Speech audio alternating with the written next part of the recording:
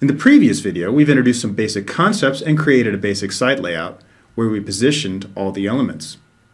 But what's left to do now is to format these elements and preview, adding some finishing touches.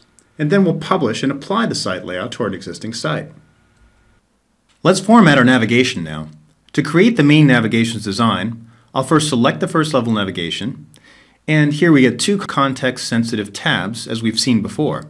So I could treat my navigation as an element, giving a range of standard settings. I could, for example, add a margin around my navigation, which I'll do now.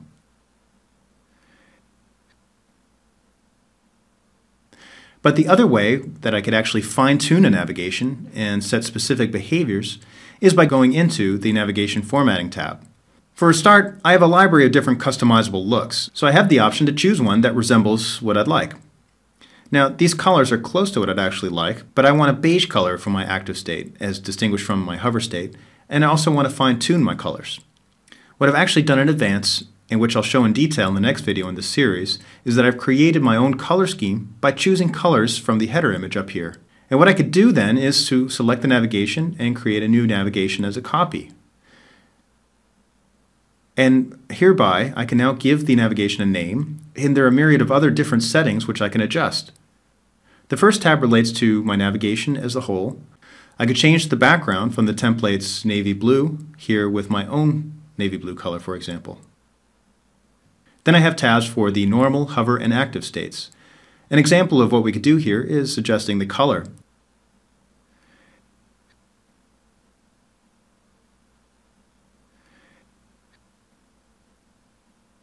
I could also preview my progress under the Preview tab. Tangora's navigation settings include graphical templates, which is what creates the glass embossing effects evident in some of the predefined navigation options.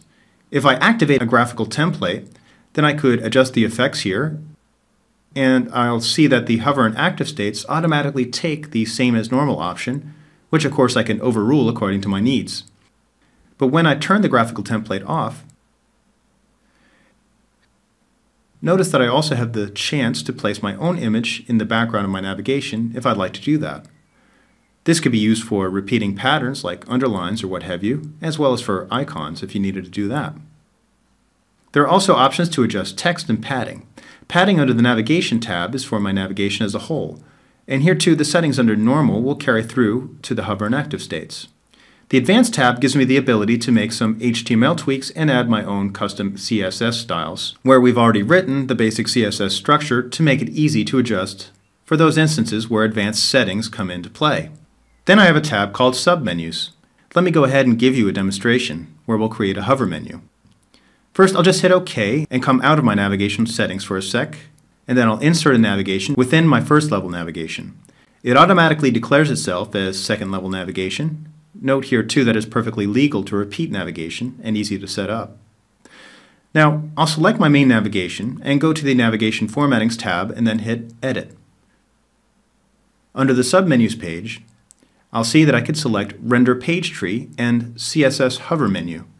Now I can make some adjustments to the width as well as adjusting the CSS. But otherwise, I could just save and we'll see in our preview how this will appear. Just at the moment, I don't actually want to implement this effect, so I'll just neutralize the submenu settings I've just demonstrated by simply choosing the second level navigation and deleting. Let's take our second and third level navigations here from scratch. I'll choose Create New Navigation Style, and then I'll give it a name and specify that it's a vertical navigation. I'll adjust the color as I did before.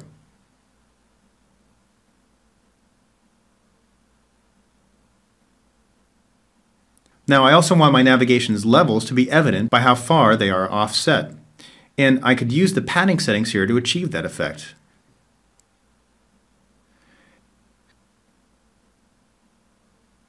And you can see that the settings are cumulative for each navigation that might be inset in the grouping.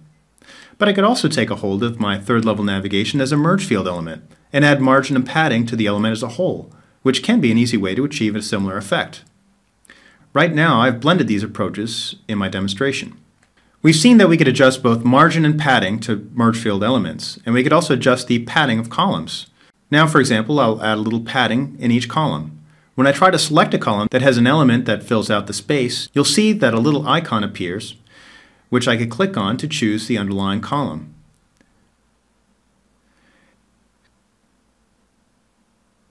For my right column, I'm happy with the wide padding choice, with the exception of the left edge.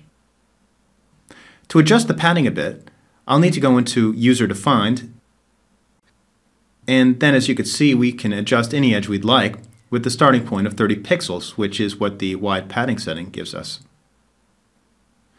Under the Layout tab, I can adjust the overall look of my site, including such things as font and font size, and also color. There's a choice here called Accent Color, which is like a shortcut to apply an accent color to a variety of different elements. So for example, I could add the dirty beige color that I created from my header image up here, and if I wanted to overrule that accent color in a given area, say down here in my footer, then I could just take a hold of the given element and do the same operation. Note though here that my navigational settings will control what corresponds to my accent colors in that context. Alright, so we're well underway. Let's continue by previewing what this layout would look like if it were applied to a live site. Then we'll make a few finishing touches before we publish. If I hit the preview button here, then I'll get a message saying that I haven't selected a preview page. If I say yes to the system's offer to lead me to where I'll define one, I am brought to the Properties window, which I would otherwise find under the Tangora button. Here, I'll need to navigate to the Manager tab and find the setting Page for Preview. Then I get an interface where I could choose a page to preview from. Once I've done this, then I could hit OK and hit the Preview button again. Now I get a message telling me that I need to save before I could create a preview. Here I'll just say yes, and then we'll see the existing page as it would look were I to apply the site layout to a site. Of course, as it's just a preview, everybody else right now sees the site with its current site layout, the old Frez layout with the grass. At this point, I might decide that I need to make some adjustments to margin or padding, but I would like to add some borders, and I actually also want to add a little Google Analytics code. So what I'll do now is that I'll add a border between my sub-navigation and my page content, as well as above my footer. To do this, I'll select one side of my column set, and then go to Columns Formatting and choose Border Define Border. To define a border, you'll need to choose a type, width, and color.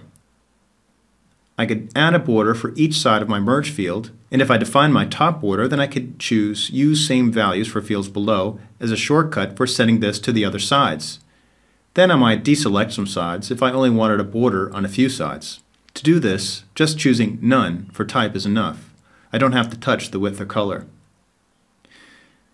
If I want to get a sense of how this will look, I could choose to preview as I just showed you. But as you've already got a sense for, you'll really be able to judge the success of certain changes without even leaving Visual Designer Site Designer. But here, when I click off, we'll see that we have some yellow dotted lines that interfere with my judgment. Well, we have a tab here called View. Amongst my choices are Show Column Borders, which I could deselect now, and then we get a better impression of how this will look. Alright, I just need to add a border above my footer. Now I actually need to add a bit of space between my footer and the rest of the content. I need to choose if I should do this with margin or padding. As I want the border to touch the border between the sub-navigation and page content, I'll choose to adjust the padding. And then I'll add a border, and we're good to go. Just because you're using Tangora doesn't mean that you can't integrate third-party add-ons to your site.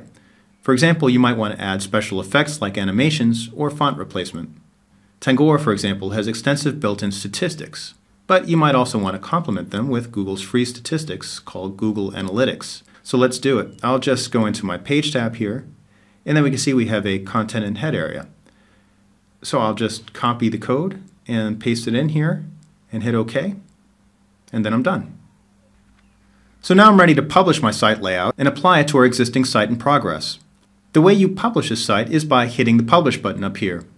If the site layout has already been applied to a site, then any changes that I've made would take effect immediately. Otherwise, it's first when we apply our layout that it will take effect. Let me return to the concept of a layout pool. Upon creation of our site layout, we chose a layout slot. If I hadn't done that, then I would need to assign a layout slot to my layout now in order to be able to use this layout. The way I would do that is by navigating to the Layout Pool area and simply clicking on an empty layout slot and hitting Assign. And then I could choose the site layout of my choice. By the way, if you ever need to delete a site layout, you'll need to ensure that you have no pages using that site layout, and here remember the recycle bin, by the way. And after you've ensured that there are no pages existing, you'll be enabled to delete the layout from your layout pool. At that point, you'll be able to delete the site layout from your site layout overview. I could then assign our site layout to the site in progress and hit OK.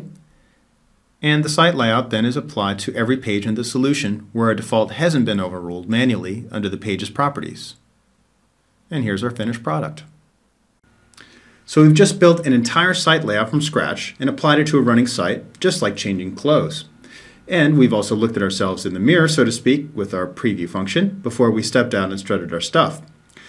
We've covered a lot in these two videos, but there are a few more topics that you may want to delve into to really master the topic.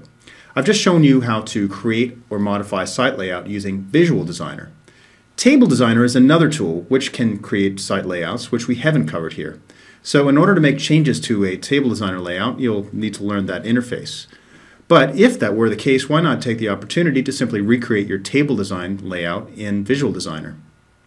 Now, depending on your design, you may also have some specific desires to the look of your site, which require some customized typographies called CSS, which require a bit of special knowledge. So you may need to enlist a bit of help here. You'll also want to make an informed choice on your layout's width. If you happen to have an old layout you're replacing, you'll want to make sure that it corresponds with your old site layout. When we're talking width, we're talking both in terms of your site layout's width as well as how much width you designate for your pages. We'll revisit this topic in our video on page layouts. Here, I should also mention that there is a possibility of creating your widths in percentages, which can help you a lot in this effort. And apropos page layouts, to really master layouts, you'll also want to familiarize yourself with page layouts, which determine your layout from page to page. Thank you for watching.